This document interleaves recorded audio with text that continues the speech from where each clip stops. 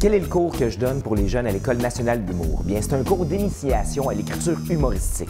Dans le fond, on apprend à écrire un numéro d'humour, on apprend à trouver le sujet, à trouver l'angle, mais surtout à trouver des choses qui nous parlent, des choses qui viennent de nous. Aussi, on va travailler des méthodes de créativité, donc on va travailler avec de l'improvisation, on va travailler aussi avec des listes créatives, on va faire ce qu'on appelle des remue-ménages, des brainstorms ensemble. On va travailler plein de façons d'améliorer un numéro d'humour.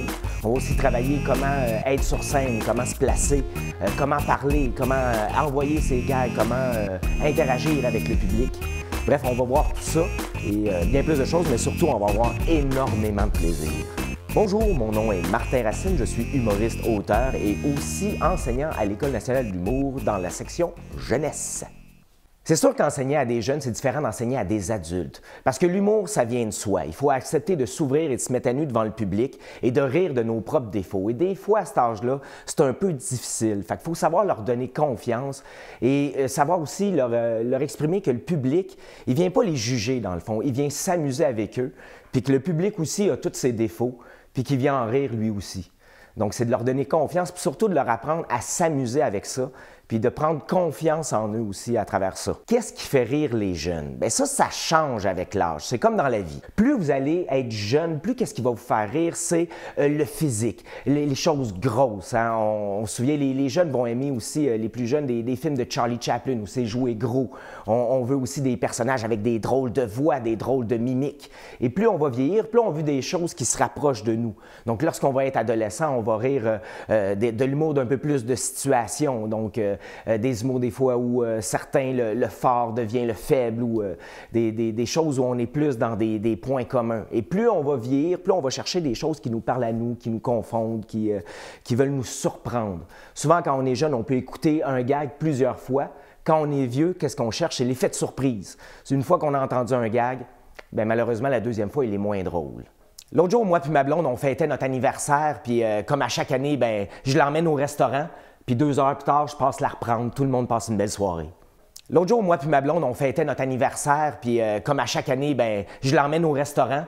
Puis 2 heures plus tard, je passe la reprendre. Tout le monde passe une belle soirée. Et si jamais vous voulez plus d'informations sur le cours, vous n'avez qu'à aller sur le site de l'École nationale d'humour au enh.qc.ca. Moi, les livres d'humour jeunesse qui m'ont inspiré dans la vie, bien, premièrement, ça commence avec les bons vieux Gaston Lagaffe. Avec Gaston Lagaffe, on ne se trompe pas.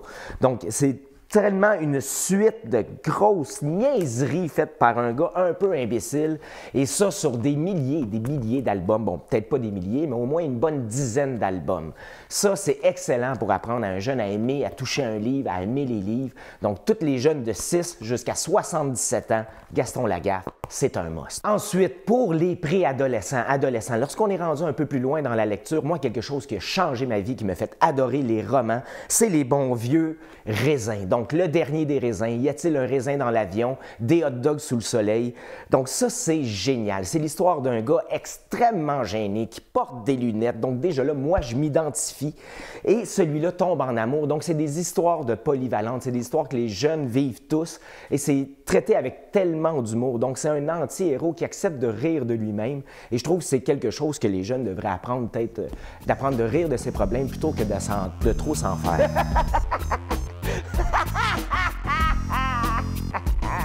Le dernier des raisins, un must absolument à lire. Et je termine avec un livre qui n'est pas nécessairement un livre d'humour jeunesse, mais c'est un livre aussi qui, lui aussi, a changé ma vie. Donc, c'est L'île au trésor de Robert Louis Stevenson. Ça, c'est le livre qui m'a fait découvrir les livres, vraiment les romans avec des grandes histoires intenses. L'histoire, en gros, c'est un jeune qui se retrouve pris dans un bateau où il y a des pirates, il y a des mutineries. On se retrouve sur une île au trésor où il y a des forts, il y a des guerres, il y a des combats, il y a des chasses au trésor. C'est intense, c'est des bagarres. C'est de tout ce qu'on veut. Ça nous fait aimer la lecture, ça nous fait découvrir un nouveau monde. Donc, L'île au trésor, vraiment à lire absolument si on a de 9 à 122 ans.